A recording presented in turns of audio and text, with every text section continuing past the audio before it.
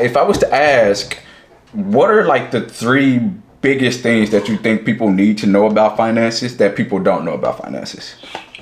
I think they need to know that there's more than just one way to grow your money. Yep. I think they need to learn how to protect their wealth, because everybody can talk about growing your money, but how do you protect it in case of unexpected illness? Yep. Whether it be yourself or a family member or your child. Yep. And then lastly, finding your financial why and your financial weaknesses.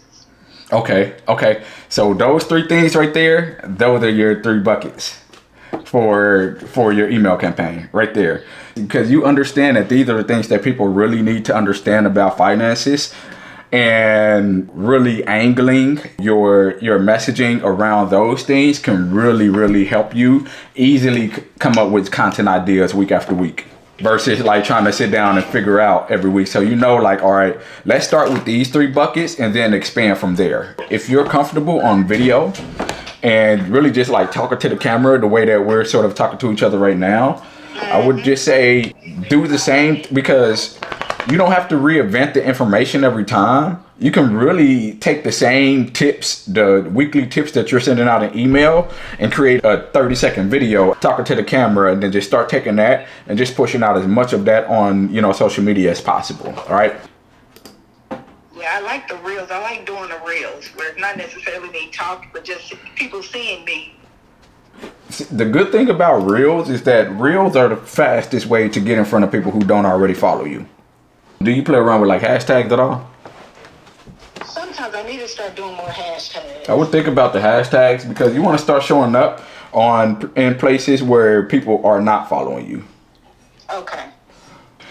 I would say with the hashtags as well, like, hashtag financial tips, I would say go to that hashtag and see what other people are posting and see what's working for them.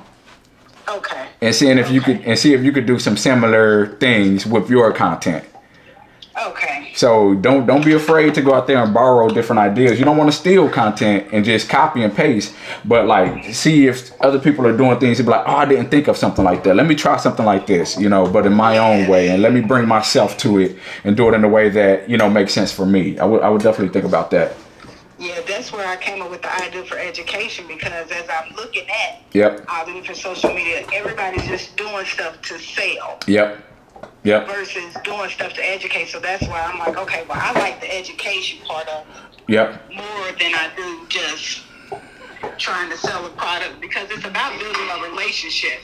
That's exactly what it is. You definitely got your head in the right space, and just make your page then a resource hub for financial information, where people can literally say, I want to go and learn about financial tips. And then they can go to your page and they can find out all of the things that they need to know about finances.